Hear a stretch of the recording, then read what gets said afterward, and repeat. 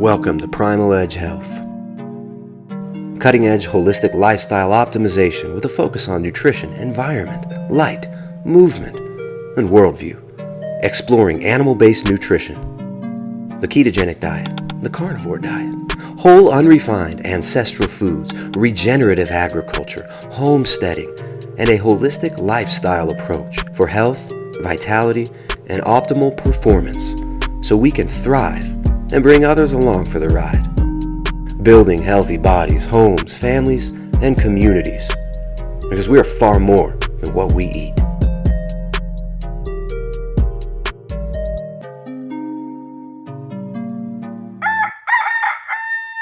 Today's episode is brought to you in part by Ancestral Supplements, putting back in what the modern world has left out. Ancestral Supplements brings you nose-to-tail organ meats like liver, kidney, pancreas, brain, marrow, heart, thymus, thyroid, and more in simple, convenient gel and capsules. Order yours today at ancestralsupplements.com. Now let's get into the meat of this episode of Primal Edge Health.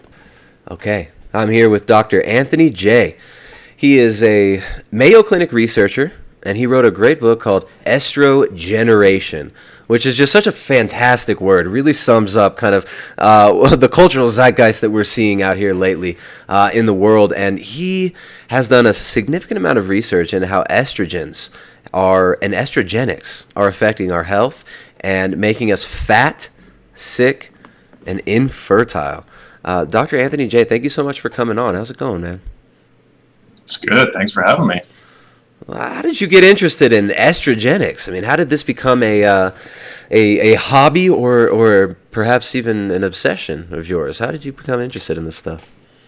Yeah, big concern for sure. I actually started in college mostly because they gave a talk for orientation where they basically said, watch out for the drinking water because there's birth control in the drinking water. And I, of course, had never thought about this, never heard of this. Yeah. And it was somebody from the city giving the orientation talk. And that certainly got me thinking. It certainly got me filtering my water. But, as I went through my science education and eventually through my PhD, I did my PhD on cholesterol and hormones and used to study testosterone. And so it just kind of fell into place, really. And especially when you have kids, right? I don't know if you have any kids, Tristan, but man. You definitely don't want them to be exposed to all these chemicals once you understand what the chemicals are and what they're doing. Absolutely. Yeah, we've got 2 kids, and it's definitely something. I mean, even pre-conception, it was something that we were really concerned about. My wife, she was on birth control for a while since she was a teenager because, I guess, girls get a couple pimples and they got to get on birth control these days for some reason. And I mean, it took her like 9 months to even get her fertility back after coming off of birth control. So we definitely felt like something was going on here, but I definitely have not dove as deeply as you have into this subject because there's a lot more than just the drinking water going on here, isn't there? Oh yeah, that's a big thing, and it's like the drinking water is fundamental. I think everybody should filter their drinking water. It's easy to do, but so many people are overlooking all these other estrogen sources, and the problem is they're additive, right? It's not like they're all acting like estrogen in our bodies. That's why I call them artificial estrogens. Mm-hmm. Some people also call them xenoestrogens, but that's a little more technical. Mm-hmm. Either one's fine, but they're acting on the same estrogen system in our body, and that's causing dysfunction because, if you throw BPA in your body, you throw birth control in your body, and you throw parabens in your body, they're all going to trigger that same system. And so little doses of all 3 of those adds up to a fairly substantial dose once you throw them all together. And even the little doses, unfortunately, have a pretty big impact. So when you talk about the estrogen system in our body and how these estrogens actually affect our body, maybe we can start out by talking a little bit about exactly how this is functioning. What is the estrogen system? What are estrogen receptors, and how are these being affected by exogenous contaminants? Yeah, I mean, usually with testosterone, it's simple because there's just an androgen receptor. Right, so testosterone goes around your blood. It travels around on something called SHBG, sex hormone binding globulin. Most of the guys have heard about this if they're into weightlifting and things, but basically that's how it gets around your blood because these sex hormones float on water. They're made from cholesterol. That's one of the definitions of a sex hormone. It's a hormone made from cholesterol. So these hormones are made from cholesterol, meaning they float on water, so you can't get them around your blood, which is like water. So you have to put them on SHBG to shuttle them around. In my book, I call it the limo service for the sex hormones, the SHBG limo. And testosterone does that. It gets around your blood, binds the androgen receptor. It's pretty simple. There's one receptor. Testosterone is a little more complicated, and I didn't go into this much detail in my book because I didn't want to get too complicated. I want to make it easy for people to read, but there's two receptors for estrogen. There's estrogen receptor alpha and beta. So there's alpha. The alpha receptor is usually associated with things like breast cancer, prostate cancer, a lot of health problems, depression, things like that. You don't want to be overstimulating your estrogen receptor alpha. Beta is actually pretty protective in a lot of those situations, like it's protective for your prostate. They're specifically looking for drugs that activate the beta receptor only, and they found a lot of them. They're doing clinical trials on a bunch of them. That's because it's protective. So there's kind of this extra layer of complication with estrogen because there's two receptors, but BPA, phthalates, parabens, some of these mold estrogens, all these estrogens. I read about some of the sunscreen chemical estrogens, which you find in lotions and shampoos, not just sunscreen. All these chemicals that are acting on our estrogen system, for the most part, are acting just on the alpha estrogen receptor, which means bad problems, negative effects. So you mentioned parabens, sunscreen, stuff like this. So what are parabens? I mean, we hear this word a lot associated with, chemicals and shampoo and whatnot, but what the heck are parabens, and why are they in all these things we're putting all over ourselves? Yeah, they're even in some of the foods. I went and met a professional hockey player not terribly long ago, and I brought some, I like to bring visuals like props. And I went to the supermarket on the way over and I bought some tortilla shells, like the soft shell tortilla shells, and because they have parabens almost every time, I just know I can go right to the soft shells and get them because they got parabens. And you can show people on the ingredients, look at this, you got methylparaben, you got propylparaben, you got butylparaben. So it's a whole class of these chemicals that kind of have structural similarities, kind of like bisphenols is another class of chemicals. There's not just BPA. Most people think of BPA, right? Because of BPA free, you see BPA free in the label. But there's a whole class. It's called bisphenol. So you can have bisphenol A, you can have bisphenol, pretty much the alphabet, right? Bisphenol S is really popular, bisphenol F, another one. There's even BPAF. You can start throwing on two letters. And it's just these slight manipulations of the chemistry, but they're still acting like estrogen.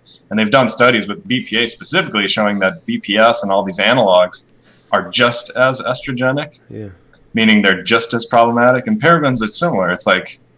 It's complicated because there's so many minor variations. You can't do studies on all of them.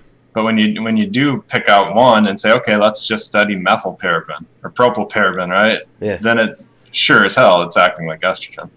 So you mentioned all these other people are looking for the BPA-free plastic, right? Like it's going to be great. You get your BPA-free microwave plastic container. Might we be a little bit misled in thinking that just because it's BPA-free, it's not bad for us?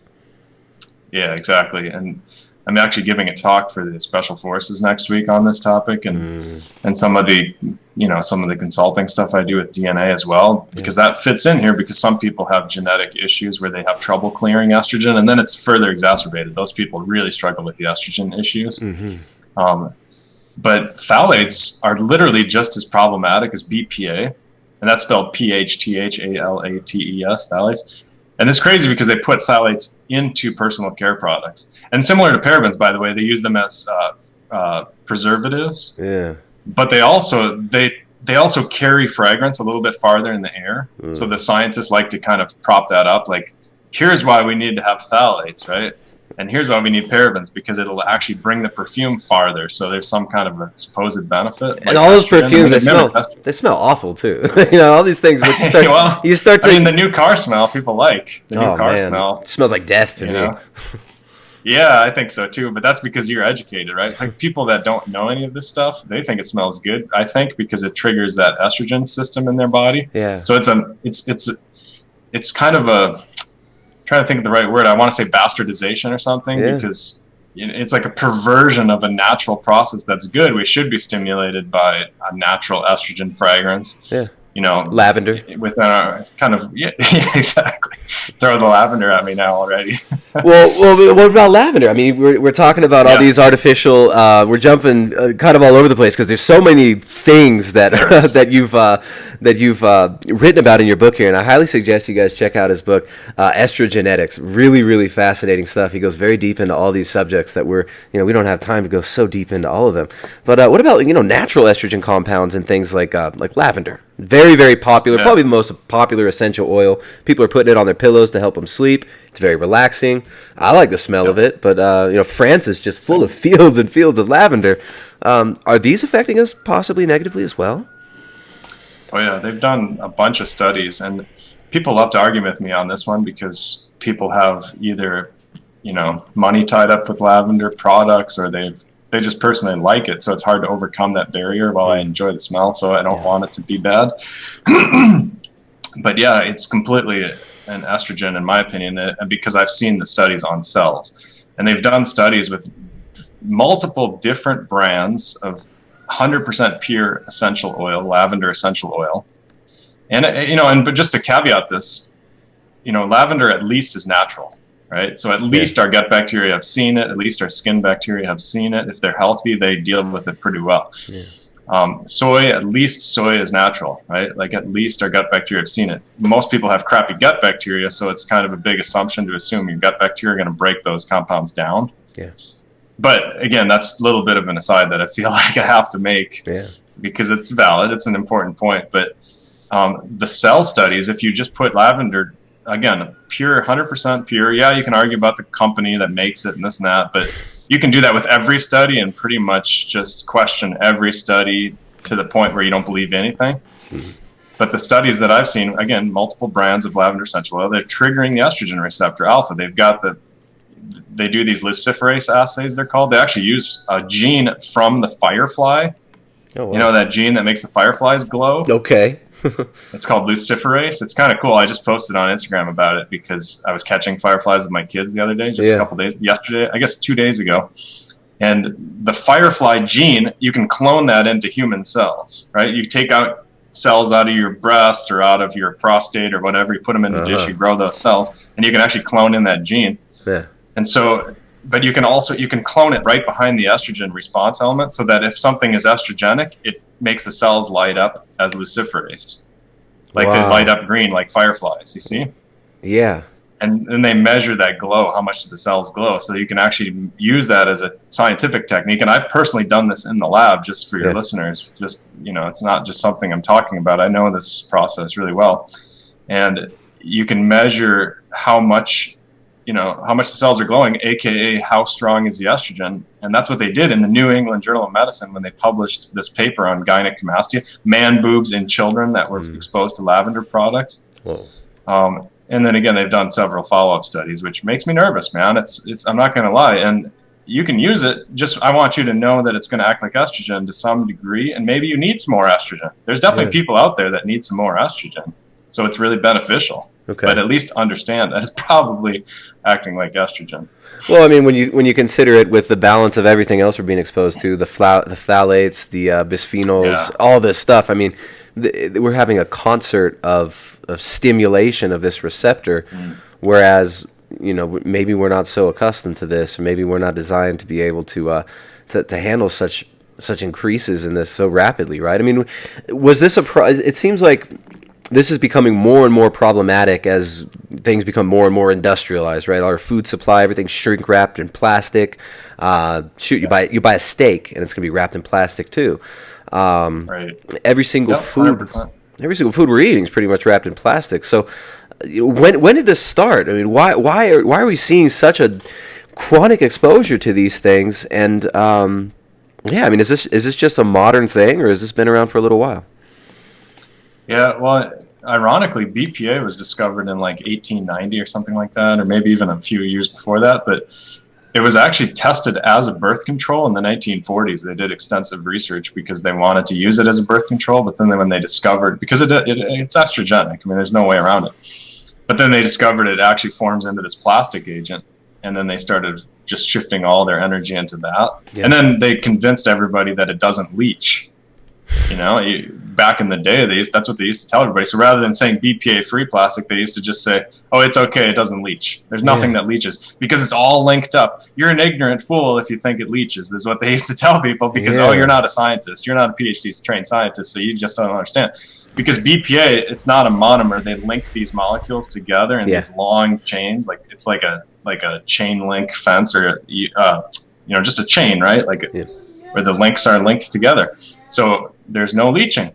And then, of course, now that we can test down to the nanogram levels, which is relevant because our natural estrogen is in the nanogram levels. Yeah. Now we find, of course, it leaches. It's crazy, especially there's three main criteria. If something sits in a container for a long time, you get a lot more leaching. Okay. Common sense.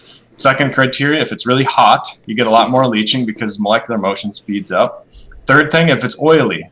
If it's liquid and oily, way more leaching. If something is solid, like you put a dry piece of toast in a plastic jar, there's no leaching. Right? Yeah. But if you put a hot bowl of soup that's really creamy, you're going to get a ton of leaching. That's kind of the other extreme. And if you sit it in there for a long time, it's even going to get worse. So again, there's not a lot of honesty in this field because first of all, we've been told throughout the evolution of these products that they don't leach. Yeah. And then when we did start discovering these chemicals leach, then we were told that they're not really harmful. And that's just straight up not true either. I mean, there's a lot of corporate influence on the science. I write about that in my book, but if you're being honest and really looking at the studies, it's really clear that there's health impacts. They're slow, they take a while to come out, but that's even worse. Right, because it's so much easier to deny, it's so much easier to ignore, and because the effects are cumulative, it's not right in front of your face. It's not like you hit a switch and you start, your nose starts blowing up and you start sneezing or something. This is a gradual progression of symptoms, which is what's so alarming, because most people are not going to notice the creeping symptoms. Exactly. Yeah, until they get infertility and then they can't overcome that and they're paying hundreds of thousands of dollars. And then they become aware, like the epiphany hits them then, and that's too bad. It's just like preventative medicine, it's better to catch this stuff before it happens and take a supplement or methylfolate or whatever and figure it out. And instead of wait until you have like the infertility, the cancer. I mean, breast cancer is up 250% since 1980. And is that's just like in the U.S. in relation to the population or in total, right? Like total numbers or relation to population? Yeah, that one I'm not sure on. Usually I do those numbers based per 100,000. Yeah. Well, there definitely hasn't been a 200. There hasn't been a 250% increase in population. So even if it, right? Exactly. Yeah, that's a good point. No, and in the Philippines it's up like 500%. Wow. In the population. Yeah, and that's it's directly linked to the the increase of industrial plastics they're bringing in when they start bringing them in. Yeah. Probably around 1980 again. And the crazy thing to me is people are talking about raising awareness for breast cancer. Like, oh, we're not aware of it. Let's give us money so we become aware of it. Yeah, let's look at it. Let's all stare at breast cancer together and talk about how much it sucks. Oh, man. Yeah, it's a hot thing right now in the NFL and a lot of these sports organizations to raise awareness. And it's not really the issue. Like, the issue is not at all awareness. The issue is we have to stop exposing ourselves to these chemicals. And at the same time, they're drinking out of plastic Gatorade bottles in these sports programs, and they've got red 40 in them, these red food dyes, which are also estrogenic. Wow. Just total irony. Yeah. Aren't those red food dyes also associated with like attention deficit disorder and issues with cognition in kids? Oh, yeah. And that one I don't think is related to the estrogen aspects as much. It might be, but just because most of the other chemicals, you don't see that. Yeah. So I think that's a separate issue with the red dyes compared to the estrogen issues. But yeah, I mean, and the red dyes, like we use them in our lab. And if you're doing an estrogen-related research study, you want to make sure you don't have red dye in your media, in the liquid that you're growing your cells, because that'll trigger the estrogen response. But 95+% of science experiments are done with red dye in the liquid that the cells are growing in, just because scientists are kind of lazy. And you can look at it because as the cells deplete the sugar out of the liquid, or the nutrition, quote unquote, out of the liquid, the dye turns yellow. Yeah. So it's a visible indicator that the cells need to be replenished. You need to replace that liquid. It's being used up. Yeah.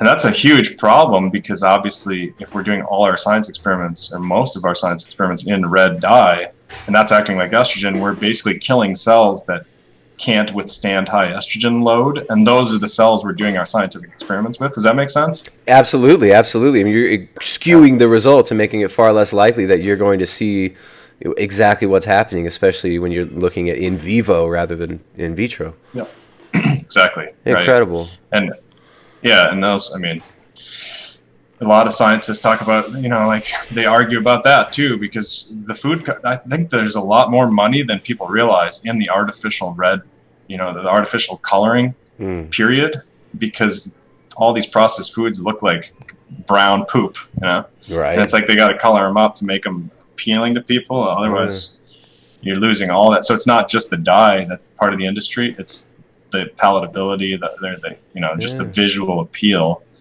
is tied into that financial interest. And if you're in Europe, by the way, like in Japan, red 40 is straight up illegal. And in Europe, you have to put a label, like a warning label, on your food. I think in the UK you do too, because I've been on some UK shows and I've asked them about this. They say you never find foods with red 40 or artificial red dyes. You find beet juice, because nobody's going to put this big warning label that says you may cause health problems, on their product when you don't have to. And in the U.S., these companies seem to just have free reign, right? I mean, not only that, why is there? Has anybody ever brought up the paraben issue as far as a public safety concern, a public health issue? Paraben, phthalates, BPA. I mean, this seems like this should be something that at least in the U.S. that we should be really concerned about. For general health. I mean, what are the kids? Yeah, well, they polled scientists like that were experts in the field of artificial red dyes. Yeah. And I included this poll in my book, but I mean, it's just one line out of the whole book. It's just 93% of them said we need more research on artificial red dyes in relation to how estrogenic they are, because not a lot of studies have been done, because people are kind of sweeping it under the rug. They're finding like sex changes in baby mice and stuff like this with red dyes. And, there's a lot of indicators, but there hasn't been a lot of direct studies. Yeah. And I mean, there's a movie called Stink, like Stink, and it's kind of addressing that public health issue where this guy, his wife got breast cancer and died, and he got left alone with his two girls, and he bought him some pajamas and they smelled like chemicals. So he actually did the test. He did the third-party test on these chemicals and found real high levels of phthalates and parabens and all this crap, oxybenzone. And then he went after it and learned that there's these things cause all these health problems, especially breast cancer, like my wife had, that sort of thing. And he went after the politicians and did some interviews, and it's really striking how they're just straight up ignoring it. But that's politicians. I mean, the scientists it's the bigger problem here in my mind, because we're going back to toxicity and saying, oh, it's not toxic, because it doesn't kill the cells until you get a crazy high dose. Like BPA, it takes a boatload of BPA before you kill the cells, just like estrogen, right? It's like you have to put a lot of estrogen on cells before you kill them. That doesn't mean it's not, that doesn't mean it's good or bad. It just means it's not really that toxic in the traditional sense. But it can disrupt cell function, right? I mean, what is it actually doing? So if not killing the cell, and some scientists would assume that this means it's not bad. I guess the food industry would kind of capitalize on that ignorance. What is it actually doing at the cellular level when we're being exposed to this? Yeah, exactly. It's unique, these sex hormones, because they can go through the cell membrane. Most people understand that cells have a membrane, just like a pillow has a pillowcase, right? And they can go through that pillowcase into the cell. A lot of things can go into cells. That's not that much of a newsflash. But what is interesting is cells also have a membrane around the DNA. It's called the nuclear membrane. They actually have another membrane inside, like another pillowcase inside that little ball that's the nucleus. Estrogen can go through that membrane. The sex hormones go through that membrane, and they can act directly on DNA, which most people don't realize, and most chemicals don't do that. Most, hormones in your body don't do that. Like insulin's not going to go in there and trigger interact directly on the DNA. And that's why these sex hormones are so dramatic. If you take steroids, you're going to get a dramatic result, because they're going directly in and triggering genes to change gene expression, meaning the genes are now being decoded. It's kind of like the blueprint is now being made. You know what I mean? Yeah. And so estrogen does the same thing. And that's, you know, here and there, it definitely causes health impacts. Like BPA, the more BPA you find in children's pee, the more depression you find in those children, for example, right? Like you could just go on in terms of the brain issues, the fertility issues, the lowering testosterone issues, the fat cell stuff, which we probably will talk about a little bit. Yeah. But the point is, like, the bigger problem is the epigenetics, because these things interact directly on the DNA. They change marks on the DNA that are literally inherited to the next generation. So these things are passed on. That's why I called the book Estrogeneration, because it's a generational effect. It's multi-generational. It's actually worse in the future generations. Wow. Well, yeah, I mean, it kind of brings to mind like Pottinger's cats. When if you feed animals a deficient diet, you're going to see negative effects. Excuse me, sorry for the sound there. You're going to see negative effects further down the line in the generations. And man, I mean, this is really alarming, and because we're seeing a huge rise in, you know, all sorts of, you know, behavioral disorders, psychiatric disorders among children. You know, a lot of this definitely depression, anxiety. I mean, it's almost become normal. It's insane. I mean, if you think about natural estrogen, right? Like, think about a woman gets pregnant. What happens? They immediately gain some fat, because fat is a very efficient storage form for energy. So they've got nutrition. You know, our ancestors didn't always have nutrition. Store some fat. It's a good form of nutrition. So estrogen triggers that, right? Estrogen goes way up during pregnancy. It triggers that fat gain. The other thing, if you throw off that estrogen balance, like think of postpartum depression, right? Because you're throwing off that estrogen balance, you have estrogen receptors in the brain, and they're being, you know, tricked with these artificial estrogens, and that's where you get the depression from. So a lot of these issues, like the breast cancer is another one. Think of pregnancy again. You get more breast tissue development. You get that sort of thing, and, you know, the estrogen, you know, you trigger those estrogen receptors, and in a faulty way, in a dysfunctional way, and then you end up with breast cancer. So basically these estrogen issues that are related to these estrogen chemicals, you know, they make sense if you're thinking about it in that framework. Absolutely. Now, all right, so just speaking about breast cancer, what about, I mean, a lot of people have linked the consumption of soy to, you know, very, very negative effects, including possible increases in breast cancer occurrence. You've included an entire chapter on soy in your book, or an entire section of your chapter called "Trusting Your Soy Mate." Great name there.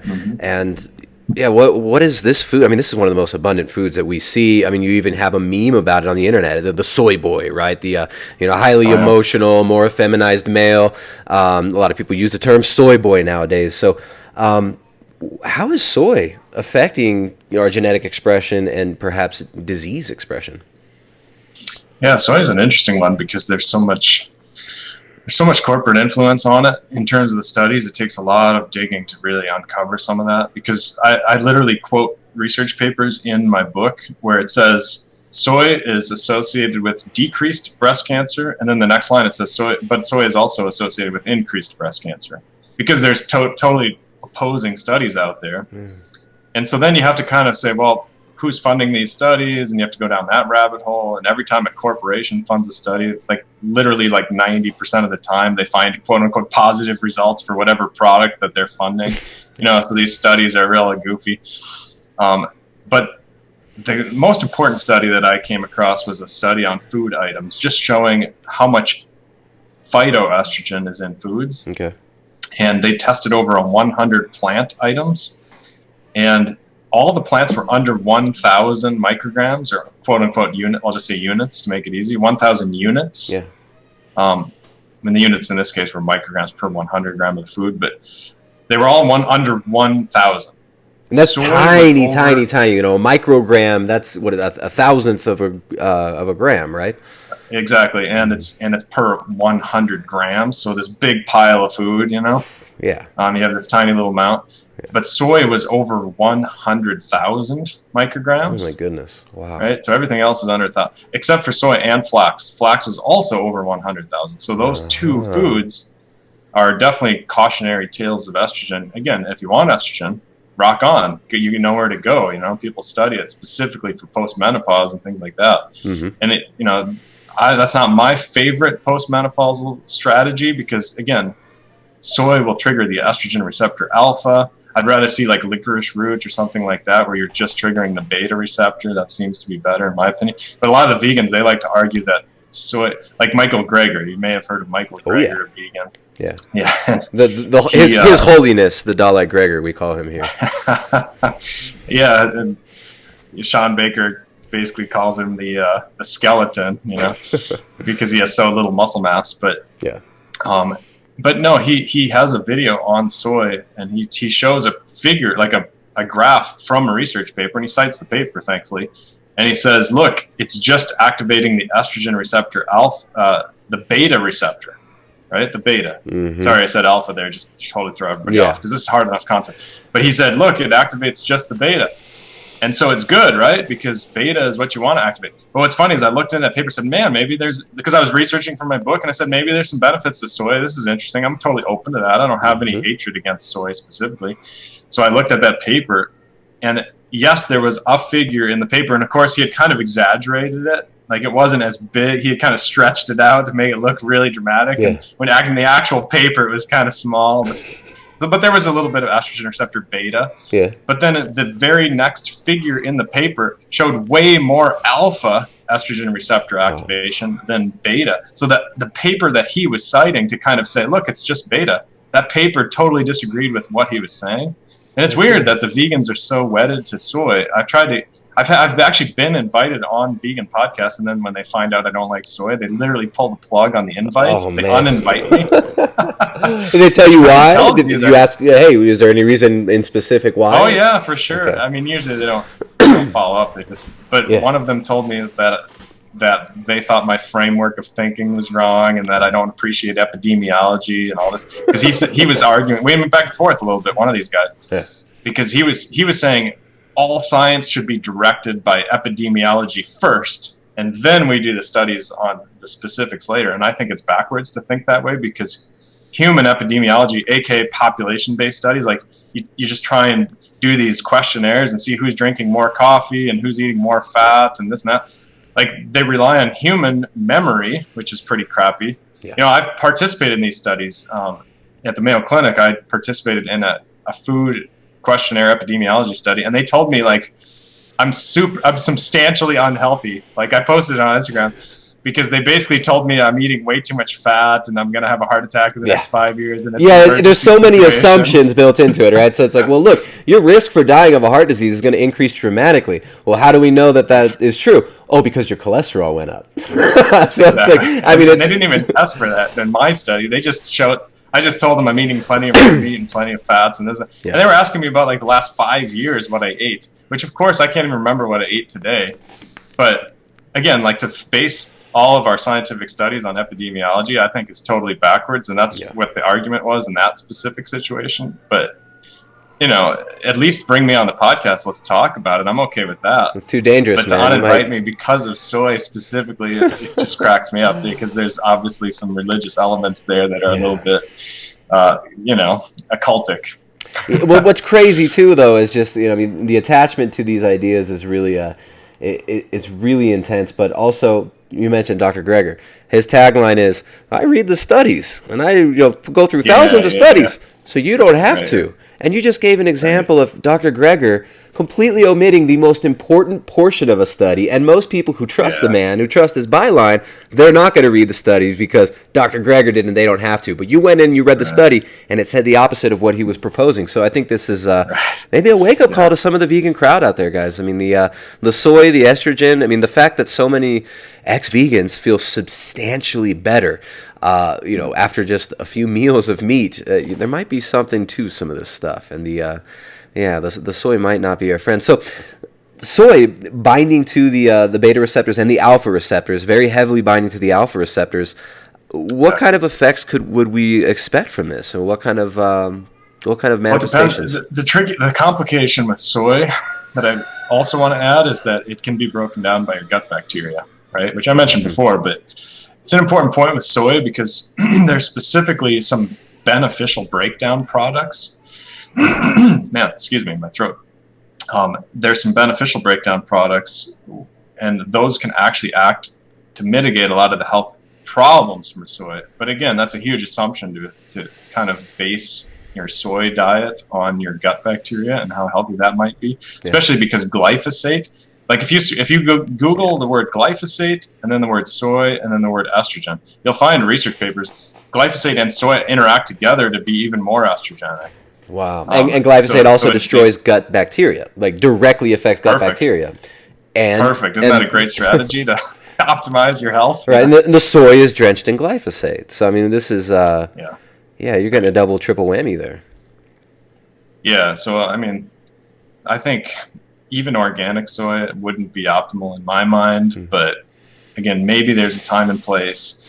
Again, if you really want to increase estrogen, there's good ways to do it, but natural ways to help do that are probably better than soy. Again, that's just my opinion based on all the stuff I've done. Other people do disagree on that, but there's some breakdown products that can be good. And what's really another important aspect of the soy conversation is the fermentation.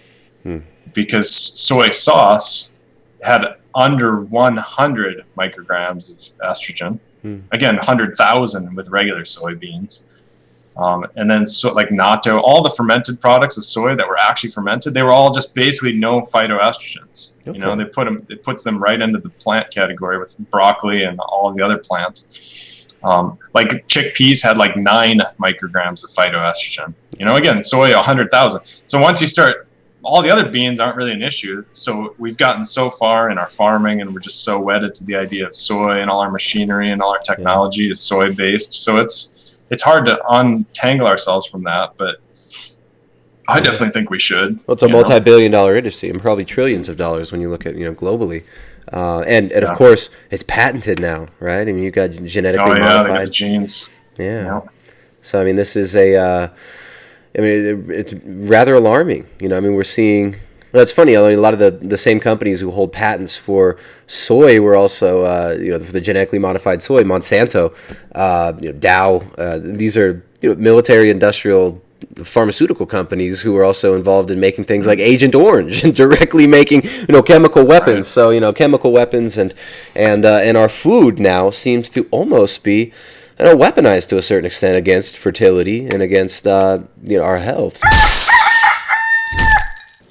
So we're big proponents of eating nose to tail.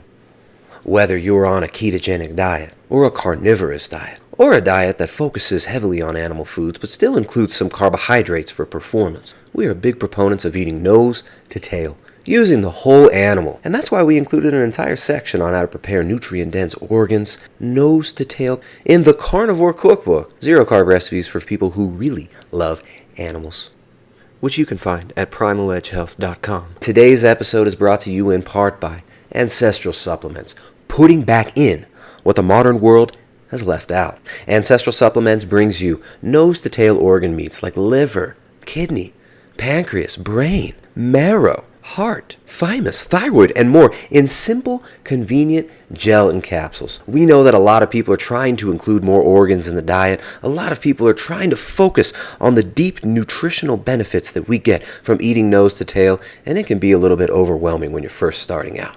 If you're unable to source these things, if you travel a lot and want something that you can bring with you to make sure that you're covering all your nutritional needs on the road, Ancestral Supplements offers liver, kidney, pancreas, brain, bone marrow, and more in simple, convenient gelatin capsules.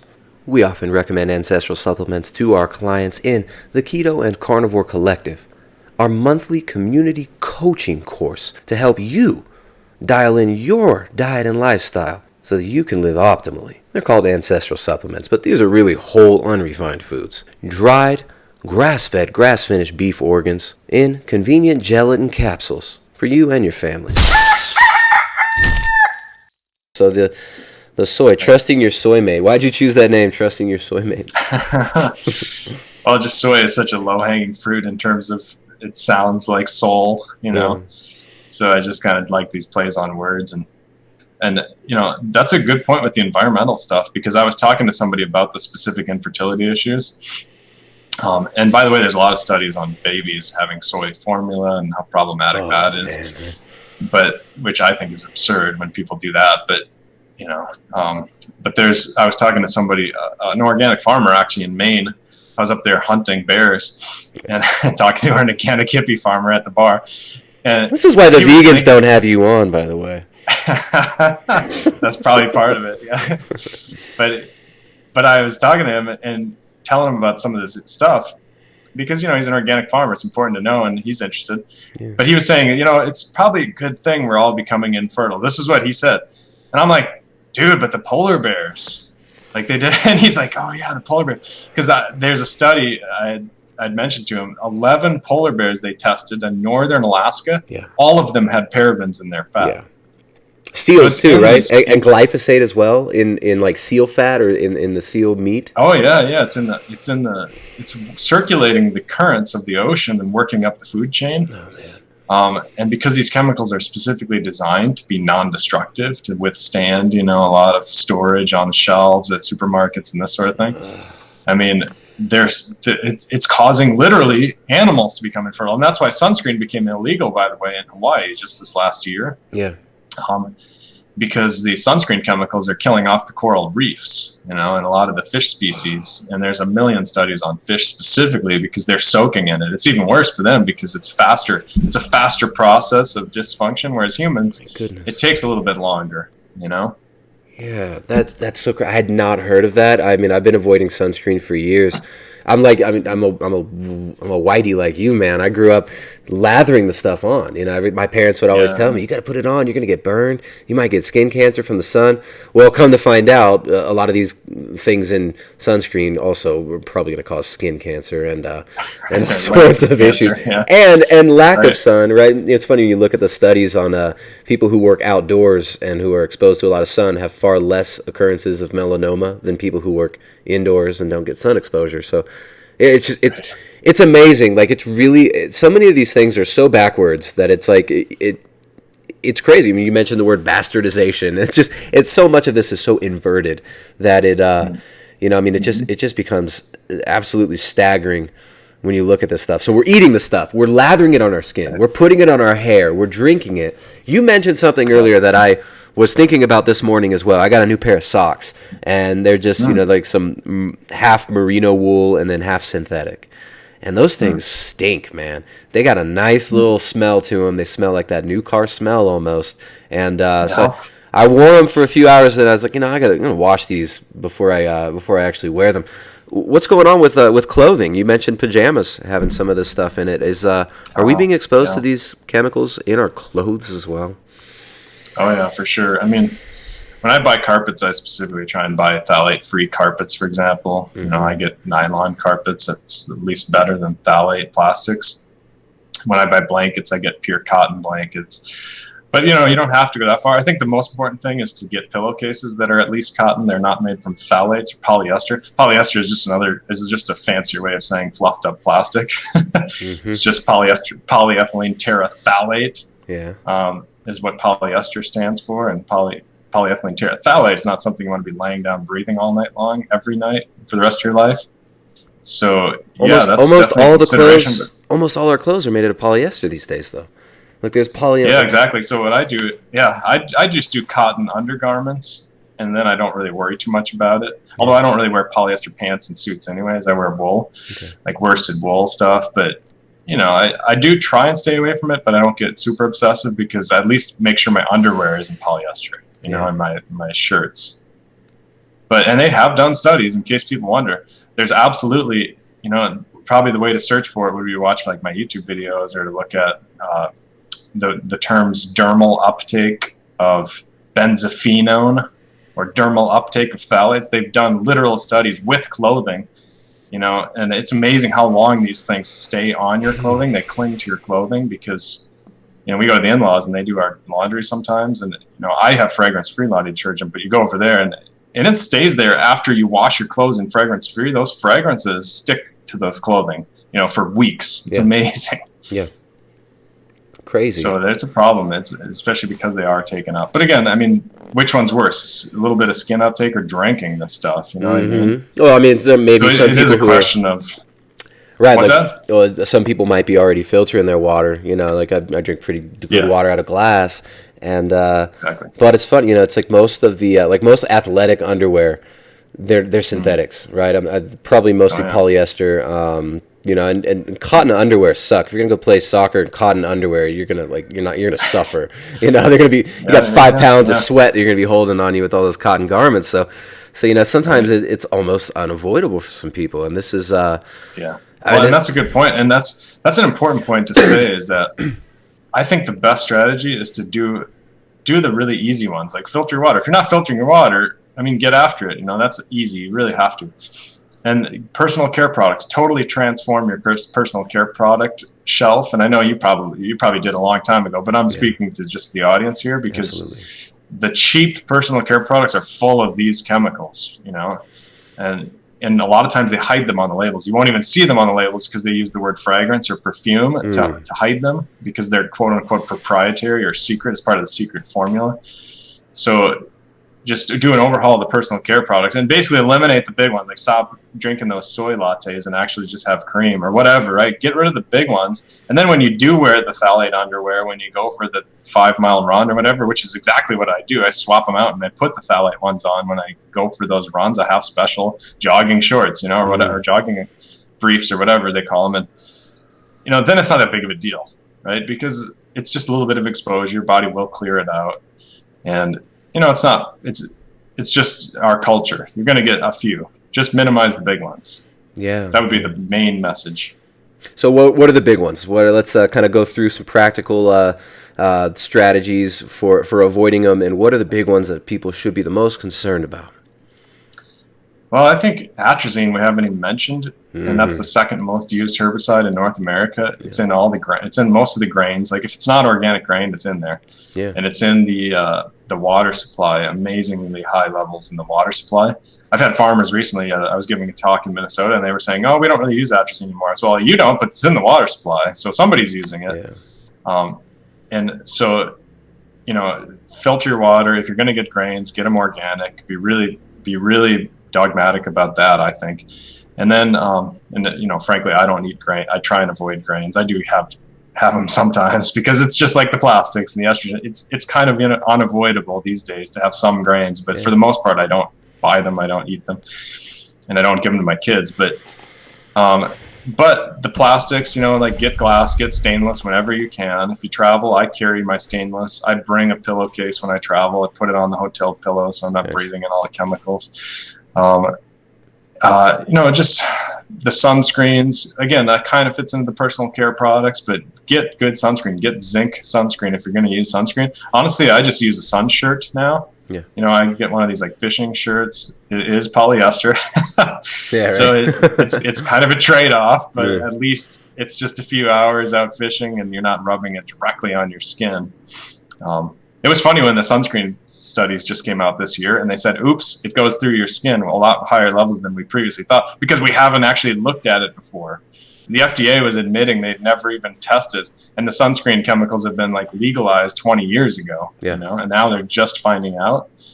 And then of course there's at least, I mean, Hawaii, like I said, outlawed sunscreen, but there's at least 5 or 6 other countries that are going to ban sunscreen, period. Good. Yeah, so and when they say sunscreen, they mean benzophenone or oxybenzone. That's the same thing. When I say benzophenone and oxybenzone, that's like a synonym. Don't they put aluminum? Is there some aluminum in a lot of these as well? Yeah, I don't like aluminum. And it's funny you say aluminum because they just did a study on deodorant, like that's using aluminum, and they showed, oops, there's way more transfer through your skin than we originally thought. And of course, it's neurotoxic and it builds up in your brain. It bioaccumulates. Oopsie. So it's kind of a big oops to be saying. Yeah. So, you know, on my website, I don't have any product endorsements, or I don't, you know, have any company endorsements yet or anything. I mean, maybe I will someday, but right now it's just ajconsultingcompany.com. It's a terrible URL, right? Consulting company, AJ Consulting. Yeah, company. I mean that could be anything, right? It's like, you know, you got to throw something like don't be a soy boy or something like that. You got to get exactly. So for the attention grabbing URLs these days.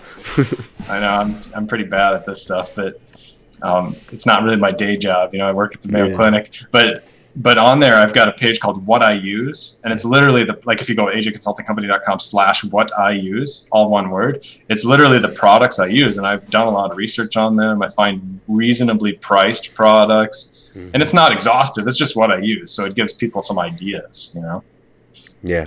Yeah. Oh, man. So the major offenders, sunblock, water bottles, plastics in the food, and then clothing. And if we can do our best to avoid some of these things, we'll be better off. Now, I'd really like to get a little bit deeper into the atrazine issue. You mentioned that it's become kind of a popular meme. Everyone makes fun of Alex Jones because he said they're turning the frogs gay with the atrazine. And right. well, turns out crazy ass Alex Jones was actually right about that. He was actually onto something there with the gender bending pesticides that are being used so heavily. A lot of people are concerned about atrazine exposure from grains, from water.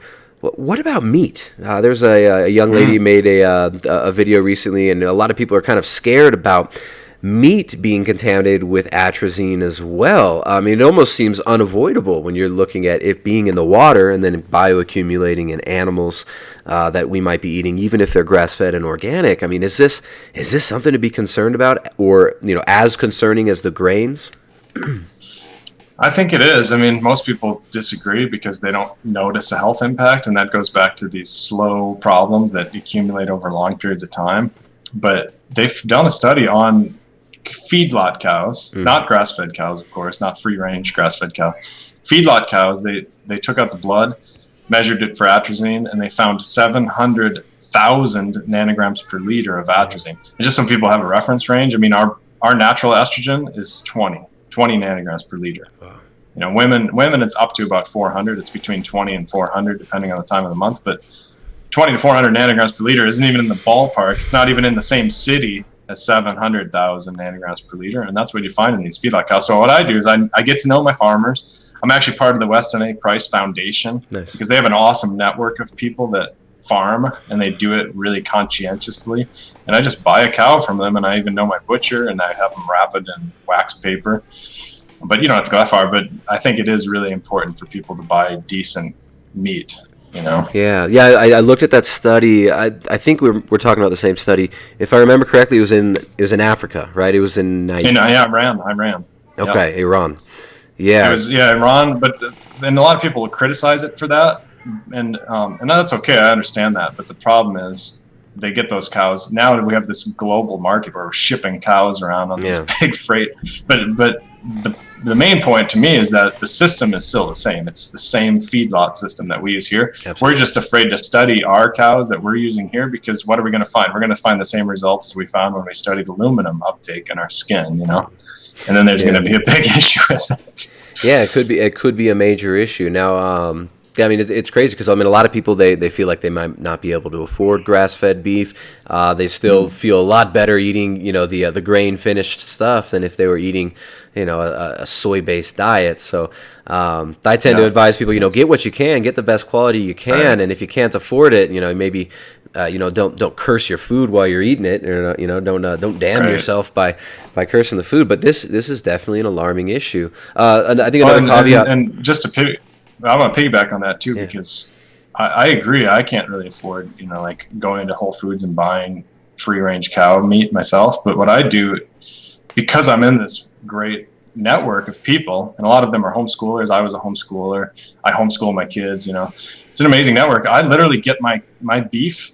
It's totally free range, totally amazing. It's cheaper than corn-fed feedlot beef because I buy a whole cow. I have 2 chest freezers, which is a bit of an upfront investment, but it's literally cheaper. It's amazing how cheap. I mean, the farmer I get mine from, I get my whole cow for $1,600, which is like mind-bogglingly cheap.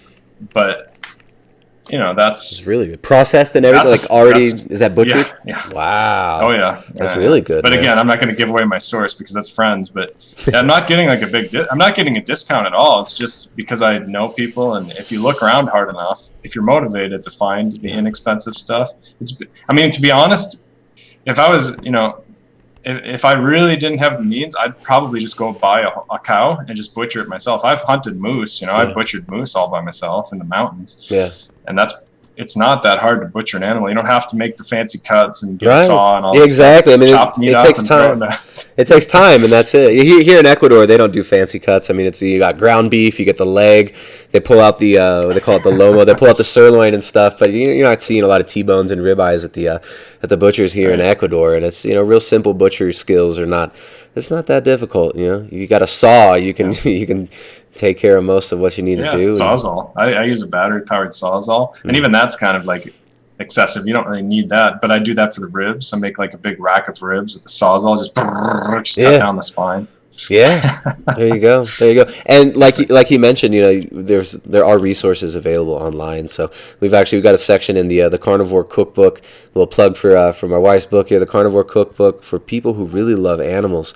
We've got a section concerning sourcing good quality meat and how to get it affordably. And I put an Instagram post with a screenshot of that page the other day if you guys want to check that out on our Instagram. But there are options for you. Something else that's interesting about that study too, though. That I would, just to play the other side a little bit and to maybe ease people's minds just a little bit is the pesticide use that you see in a lot of countries outside the U.S.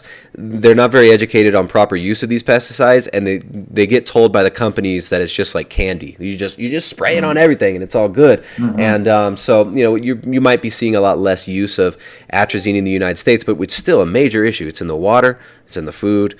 Just because it's in Iran, they might be using a lot more atrazine indiscriminately, but still, I mean, this is probably something that we should be aware of, and sourcing good food is definitely crucial. And I actually like Europe especially because they have tighter laws. Yeah. And in my book, I did a lot of compare and contrast, USA versus Europe, and compared to parabens. A bunch of parabens illegal in Europe. They're totally legal in the US. These sunscreen chemicals I was talking about, they have all these restrictions. They have all these illegal ones. You just go down the list, and it's amazing when you start comparing and contrasting how much better they are. So there is definitely a gradation. And atrazine is straight up illegal in Europe, in case your listeners wonder. And so 0 is allowed in their drinking water. In America, 3,000 nanograms per liter is allowed in our drinking water, which is crazy numbers compared to, again, natural hormones, 20 nanograms per liter, natural estrogen. Incredible. And I mean, is there anybody out there who's lobbying for these things to be banned? I mean, is there anybody out there who's kind of fighting on behalf of the consumer? Mostly in the plastic realm, because the plastics are an environmental concern as well. So people that have health interests plus environmental interests, they seem a lot more radicalized than just people that are interested in their health, because people like me are too busy doing science experiments and this and that, or everyone's too busy trying to make enough money to afford good food, trying to make enough money to afford a good water filter. We don't have time to fight this stuff. I mean, it's a damn shame that there aren't more people out there who are fighting for this. And how did it become? How did Europe end up banning atrazine? Do you know the history of how that happened? No, but I know a few instances with these artificial estrogen chemicals. I'm friends with a scientist named Michael Skinner, who's an awesome guy to look up for people. He does epigenetic studies where he looks at atrazine exposure and transgenerational inheritance. Yeah. He might have even been the influence in Europe. He gave a TED talk. He's really great. I've had lunch with him at the Mayo Clinic when he came here and gave a talk and stuff, and talked to him for like an hour, just him and I. But he gave a talk in Europe on the transgenerational impacts, meaning these chemicals are inherited, right? And literally 2 weeks later, this was like 5 years ago, 2 weeks later, they banned the chemicals that he was talking about. And so they're real quick because they don't have this like political system that's backed by these corporations that's funding these politicians. I've seen memes and jokes about politicians should be like NASCAR drivers with all the funding sources on their clothing. And it's totally true because they're all bought out in America. In Europe, they don't have that problem. That's the difference. Mm-hmm. Yeah. So epigenetics. I mean, you have a chapter where you talk a lot about this, about cancer, epigenetics, obesity. How are these estrogens and estrogenetics playing into, or estrogenics rather, playing into epigenetics?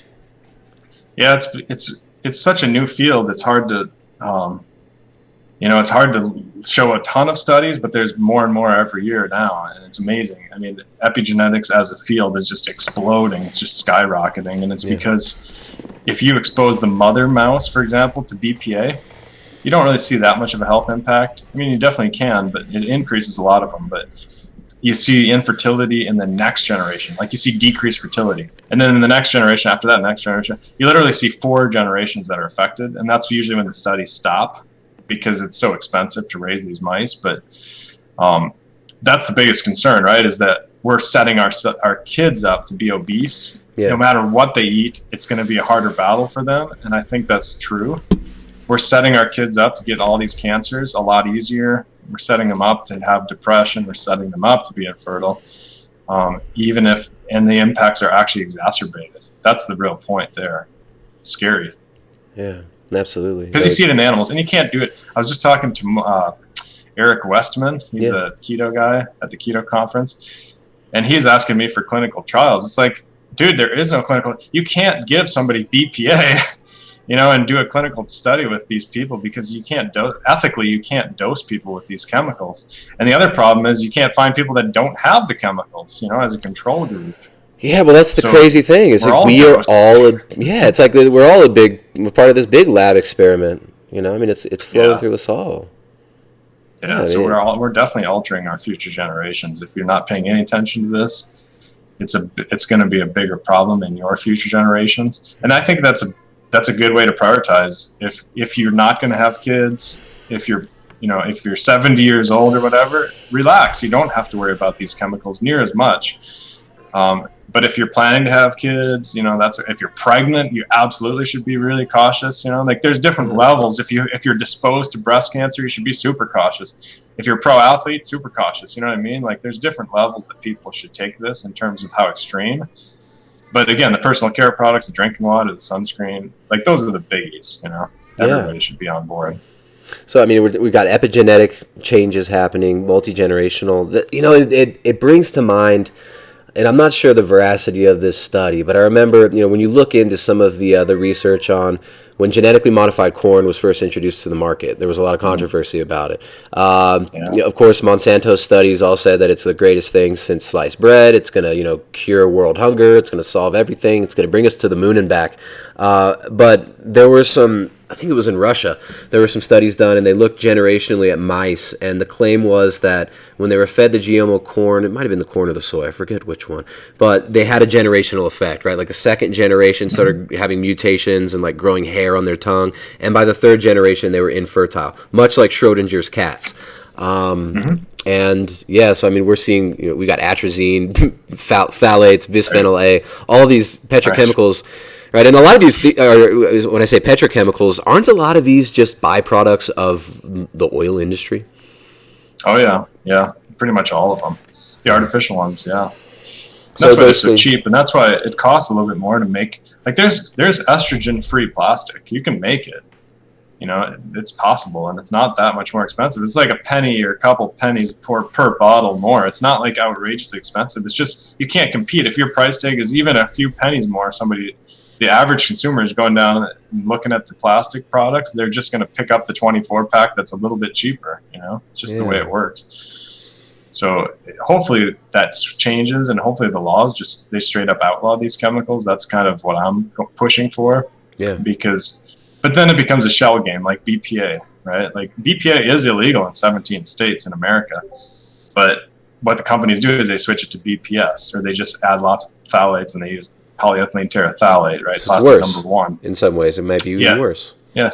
Well, especially because it's dishonest. I mean, that's a big problem. Because parents think they're heating stuff up in the plastic because they don't think it's like, oh, it's BPA free, so let's heat up our soup in it. It shouldn't be an issue. Yeah. Well, even like Starbucks cups, and what's that little lining on the inside of that cup? That's it's straight up BPA. Yeah. Yeah, and the soda cans, they're aluminum cans. They're lined with phthalates, the polyethylene terephthalate lining. It's in there. Mm-hmm. So it's pretty ubiquitous, and you do have to be careful, but that kind of helps you to stop drinking soda. Yeah, it's right. a win-win. Right. Stop drinking soda, stop lathering all these chemicals on your body. Yeah, you might have to get a natural deodorant that doesn't have aluminum and these other things in it, but you could still not stink without covering yourself in estrogens. Now, let's talk a little bit about practical things that people can do to kind of get these things out, right? I mean, we've talked a lot about the problems. We talked about the things to avoid. Other than avoidance, which, I mean, these things are ubiquitous, right? I mean, your cell phone's probably leaching these chemicals on you. When we carry this in our pocket every day, put it up to our face regularly. What can we do to strengthen our bodies? What can we do to improve our situation? What are some practical steps that people can take in their daily life, or just every once in a while if they can, to help out, to get rid of this and to boost their immune system and help their body deal with the gender-bending chemicals that we're being exposed to? Yeah, my favorite is the sauna, because all the studies show all the benefits. Plus, they show that you sweat these chemicals out. They've done skin patch testing. They have people go in the sauna, they rip off the skin patch, they test the chemicals. It's full of BPA, it's full of phthalates, all these chemicals that you'd expect to find. So we actually do sweat them out. Because they're like hormones, they're lipophilic. They like lipids. They go through your skin just fine. Yeah. And that works bi-directionally. It's not just a one-directional thing. And the other thing is exercise. I mean, frankly, people need to move around and sweat with exercise too. A lot of these people that are intensely exercising and real active, they clear a lot more of these chemicals. If you're just sedentary all the time, these things do build up a lot more readily. And they store in your body and the fat cells, and they trigger fat cells to store more fat. So it's a vicious cycle, So, and I mean, I think the avoidance though is the biggest thing. Once you do those two things, I mean, the sauna. Yeah. I mean, there might be a couple other minor things, but if you're avoiding them to begin with, then you don't have to worry about detoxing. Absolutely. Yeah, I'm a huge fan of sauna as well. I've been on a real kick of trying to get a sauna in every day lately, and it definitely seems to help with my immune system and just general little nagging autoimmune type issues that I've had my whole life. I mean, it's just crazy. Thinking back, I'm remembering all these little high C ecto cooler little green things, and I used to packaged in plastic. I used to drink the popsicles, the Otter Pops we used to get from Costco. Yeah. It's just a plastic tube with red food coloring in it, right? It's like, yeah. I mean, it is so. They did a study on supermarket items, and I think 40% of total items in the supermarket had a red 40 in them. 40%.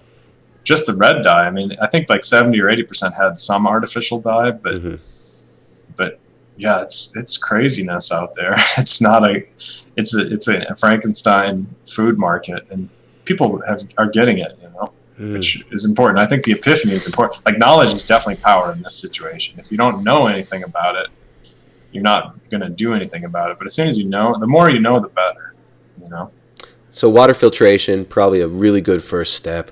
What type of filter? I mean, reverse osmosis, or what type of filter would actually get rid of this? Oh yeah, reverse osmosis works. That's what I have here. Okay. I use one with a pump, so there's no plastic tank. The water's not sitting in a plastic tank under the sink, growing bacteria.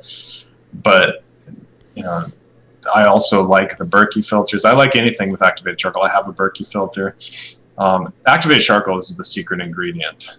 That's the one that binds artificial estrogen chemicals. I've used it in the research labs. I've published peer-reviewed papers using activated charcoal. It removes all the hormones. It removes anything that's hydrophobic. It'll grab it out. It's amazing. Nice. So activated charcoal. What about, there's some clays out there, bentonite, zeolite clay. A lot of people are talking about these for binding up to chemical contaminants. Could those work as well? Yeah, I think so, but I haven't done enough research specifically on all the different chemicals and how much binding affinity. I would always fall back to carbon, at least in the water filters. I think that's key. Like, you got to have the activated carbon. It's so cheap, Yeah. And it's sometimes they call it carbon, sometimes they call it activated charcoal, sometimes they call it activated carbon. It's all the same thing in the filter world. I would always fall back to that. What about supplemental activated charcoal? Is that something that could help people out, binding up, eating it?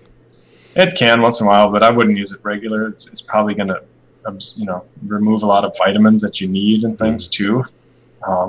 So I'm not a huge user of that. I do use it personally once in a while, like if I get some kind of weird stomach sickness or something. But other than that, I wouldn't really, I wouldn't be taking charcoal pills. Okay. So maybe just an emergency. People use it for food poisoning. It seems to work really well.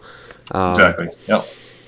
Right on, man. Well, I mean, this is something that I think the audience has a lot to think about, a lot to consider, and I mean, from everything from foods to water, sunscreen, shampoo, freaking my socks, some pajamas, and all this stuff. I mean, it's just we've got a ubiquitous flow of these estrogen chemicals that are nailing us, and even in a lot of the health foods, right? These the soy might not be doing us so good. So, where can people find more? Where can they get your book? And how might they be able to learn a little bit more about this from you? Yeah, I mean, Instagram is probably where I'm most active. Amazon is the best place to get my book, and then AJ Consulting Company is probably my favorite website for all things relating to my consulting and my YouTube and all the other stuff I do. All right. So Estrogen, it's been an honor talking to you. And yeah, thank you so much for coming on. If you've got any last words or any closing thoughts for the audience, we can throw it out there. But No, thanks for having me on, Tristan. I had a good time.